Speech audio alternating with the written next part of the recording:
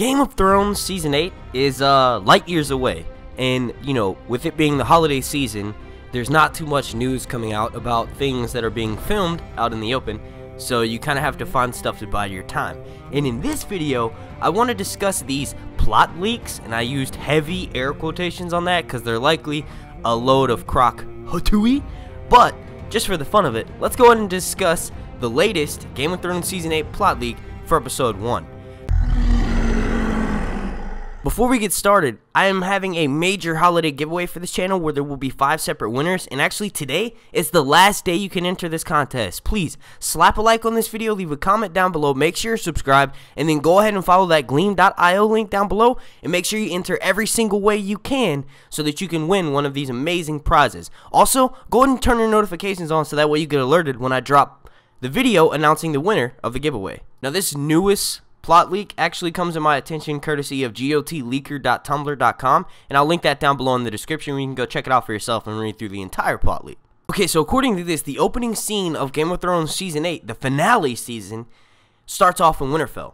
In Winterfell's Godwood, Sansa and Arya argue over what to do about Jon as he sails north. They haven't told the lords about him kneeling, but they fear they'll know soon. Bran, who is in a trance currently in the weirwood net, so to speak, suddenly wakes and warns them that something has happened, and there's a loud booming sound as if the world is shattering. Now let's pause right there. First of all, Bran goes into trance-like states a lot. Yes, he does go into the weirwood net, but him waking up and not knowing what that was, he knows exactly what was happening. If you guys remember how Season 7 ended, Bran was watching the entire wall fall down. So why would he wake up and immediately not know what just happened? So that right there, kind of raises red flags that this is, like I said, Hawk Tui. Anyway, in the narrow sea, while at sea, a mysterious loud sounds upsets the dragons. Daenerys loses control over her dragons.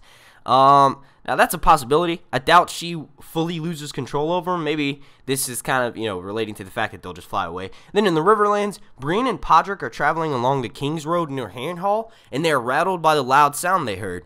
They did not journey with Jon and Daenerys, and Podrick asks why, and Brienne reveals it is because they are going back to Riverrun to bring Sansa an army to negotiate with. So she'll have 3 armies total. The North, the Vale, and Riverrun are much better than the 2. Now, we didn't technically see Brienne and Pod on that boat, so it's definitely a possibility that they traveled elsewhere. Like, I don't know what exactly they would say to Jon, like, hey, look, man, we know you guys are pretty much sailing directly to Winterfell. We're going to miss that boat. We're going to skip out. We're going to journey our own way.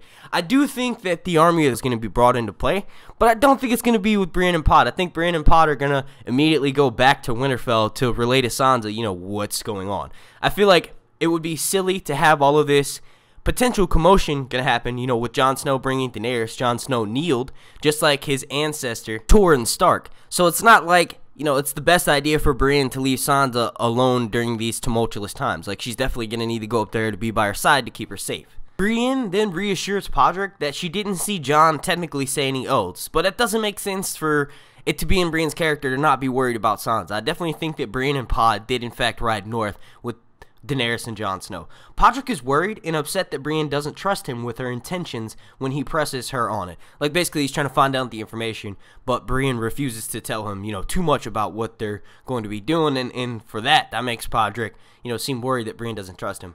That kind of goes along with Podrick's character. He's not the most, courageous dude, so it would make sense that, something like someone not trusting him would make him appear a little bit disheveled. But anyway, in the narrow sea, Jon tries to comfort Daenerys after she loses control over her dragons, but they are interrupted by a large wave at sea. Davos and Grey Worm take control and set the boat right. I had already commented on Daenerys losing control of her dragons, so I'm not going to comment on that part too much. In Braavos, Euron makes an agreement with the Iron Bank to betray Cersei. They see profit in an Ironborn rule and believe that Euron can stop Daenerys since he already took out 2 of her fleets last season.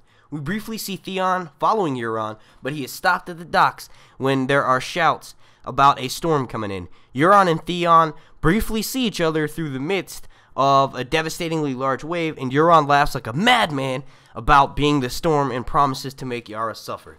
Okay, so that's totally in the Game of Thrones theme of schemes for the Ironborn. You remember how Theon's father, Balon, died? He saw Euron, it was a stormy night, and Euron pretty much pushed him off a bridge. So I can see something like that happening with the son of Balon and then Euron, except for this time, it ends with Euron's death. As far as the Ironborn, being supported by the Iron Bank, I don't think at all. That's not really a thing. The guy who rules the Iron Bank is not stupid enough to be like, hey, Euron is basically a sellsword. Like, he has control of the Iron Islands, but more of like, you know, not really, because Balon, his 2 heirs are still alive. So I don't think that they would put all their chips in the Euron basket. And as far as them saying that, yeah, he can destroy Daenerys because he took out 2 of her fleets when she wasn't expecting it and there were no dragons around, is just idiotic. There's no way the Iron Bank is going to be that stupid and to be like, oh, Euron got the best of 2 of Daenerys' ships, or, you know, a few of Daenerys' ships, part of her fleet, and he was just able, he's just so powerful, he just, you know, consumed them. No, Daenerys wasn't there, and neither were none of her dragons. They know how much damage a dragon can do. I'm sure they're going to hear about the Field of Fire 2.0, so there's no way they would back Euron Greyjoy. That's just not happening. Then we are continuing on with Jon and Daenerys in White Harbor. Daenerys and crew arrive in White Harbor. It appears as if everyone is fleeing by ship. Waymond Manderly is desperately trying to get the farmers to stay and fight. When he sees Jon is angry because he received a letter from King's Landing, even if Winterfell hadn't, you know, told him about kneeling for the Mad King's daughter. Daenerys is offended. Manderly accuses her of invading the north and bringing death. Much confusion, and then the dragons fly overhead. More confusion, panic, and an attempt at Rhaegal's life by an archer. It fails, but Rhaegal becomes upset and burns a nearby building. The Northerners are horrified, but Jon manages to calm the situation. He learns that Beric Dondarrion has sent word across the north that Eastwatch by the Sea is fallen by dragonfire, and that the dead are now pouring into the north. Now, let's dissect that, because this is probably one of the most realistic interactions that will happen. Now, I doubt Daenerys and Jon Snow would stop anywhere other than going straight to Winterfell. Like, obviously, they have to dock somewhere, and they're going to have to, you know, hike it from that coastline to Winterfell. Them going to White Harbor, I guess, you know, we did see Waymond have a few lines in Season 7 and then a little bit in Season 6, so it would kind of, you know, relate to that. But it just seems like too much, because they're saying that Daenerys lost her dragons, but then all of a sudden they're flying over north. Like, it's like they're skipping certain things, I don't know, but the most realistic part is the fact that I'm sure some of the Northerners will try to attack the dragons, you know what I mean? That could potentially piss off the dragons, and then the dragons burn one of the buildings inside, you know, either White Harbor or in Winterfell, and the Northerners become more freaked out because they're like, holy crap, there's this massive creature who, for as far as we know, Daenerys doesn't even have 100% control over. So at any moment, these beasts can flip and destroy our entire town and civilization. So I can totally see something like that happening. I just don't know if it'll go the way that, you know, they said it. Honestly, anyone who's dumb enough to fire an arrow at one of Daenerys' dragons probably will get killed. That's just how it goes. And honestly, I think it will add more suspense and make it an even better story to tell if Daenerys isn't accepted into the north with open arms. We know that Jon Snow, you know, he's going to accept her with open arms, but that doesn't mean everyone else in the north is. Honestly, I think Arya is going to like her immediately, and I think Sansa will in fact have issues with her. This is getting in towards the final act of Game of Thrones Season 8 Episode 1, according to this plot leak, which, like I said, you take it with even less than a grain of salt. You take it with a trickle of salt, half a grain of salt. Anyway, in Winterfell is preparing for the arrival of Daenerys Targaryen, as it is also making repairs to a wall damaged in the quake and the threat of a White Walker invasion. Sam rushes to Sansa and tells her that the lords are waiting in the Great Hall, demanding to speak to her after a rider arrived in the midst of a snowstorm with news of Jon kneeling to Daenerys Targaryen. She enters the Great Hall with the letter from Jon clutched in her hand. She is joined by Arya, and they sit at the table beside Bran. Lyanna Mormont and the others are upset and renounce Jon as king in the north. Okay, Sansa tries to stop it, but then Lyanna Mormont announces that she should be queen instead. Sansa is terrified and refuses. Just as Lyanna means to argue, it is announced that Daenerys is at the gates. Lyanna pushes Sansa as queen of the north again. The other lords agree. Bran tells her that it will be okay, and Arya says Jon must have been forced to bend the knee and that they have to protect the north. Sansa again refuses, as there is an uproar by the lords. They hear the shrieks of dragons. Okay, so, you know, most of what happens in this final scene, according to this plot leak, is likely a huge pile of horse crap. There's no way in hell that Lyanna would say, hey Sansa, you should be queen in the north. Like, this is not happening. Like, you know, yes, we saw Lyanna Mormont, you know, oppose something of what Jon was saying. She said our king in the north should be king in the north. He should remain in the north. So, you know, there is that, but I doubt that everyone's just going to turn tail on Jon because he bent the knee. Like, I'm sure some of them, And I'm not saying all of them, but I'm sure some of them will have issues with it. You know, we're probably going to have some issues with Bronze John Royce. Remember, he had said that, you know, Targaryens are dangerous, we shouldn't trust them.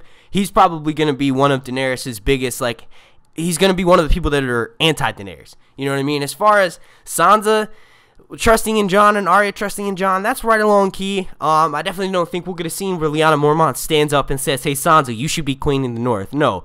Lyanna Mormont will likely back someone who's proven themselves as a battle-tested commander, Jon Snow being that person. I doubt Lyanna Mormont is just going to jump ship like that just because Jon bent the knee. Like, they don't even have the full story. There's no way that the north is just going to overreact like that. Like, they're not a group of, like, you know, moody teenagers. It's just not going to go down that way. However, I do see that Daenerys facing some opposition when she does arrive in Winterfell. That's just natural. You know, I think it will surprise us if they do something different where Sansa's more accepting of her because she knows Jon is going to need a wife and Daenerys, you know, can prove herself to be a valuable asset, and then Arya is the one who has an issue with her. I don't think it's going to go down that way. I think Arya is going to be the most accepting of Daenerys, but I do think they will throw us a curveball.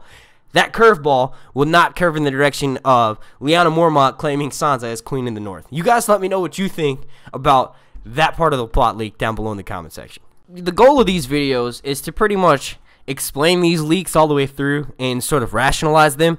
Now, we get these almost every season for Game of Thrones, and sometimes they turn out to be legit, and sometimes they turn out to be utter horse crap. But the only way to really, you know, decipher through it is to go through them. So if you guys want me to do, you know, another plot leak for the second episode of Game of Thrones Season 8, according to the plot leak, let me know down below. You know, leave a comment. Tell me that you want me to cover that in a video. The only reason why I did this one is because, like I said, if anything, these plot leaks are entertaining. They do open up our minds to different, you know, options that may happen. However, a lot of the stuff that we discussed will not go down the way it did. There's no sense in that sort of direction for the character to go. Like, it doesn't make sense for the character to go that route. It just completely 180s the situation. And I know the goal of the people who write these plot leaks is to kind of have you going, what?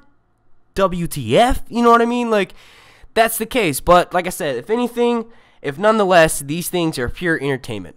I want to thank everyone so much for watching. The like goal for this video will be 150. And don't forget, if you want to enter into my contest, today's the last chance for you to do so.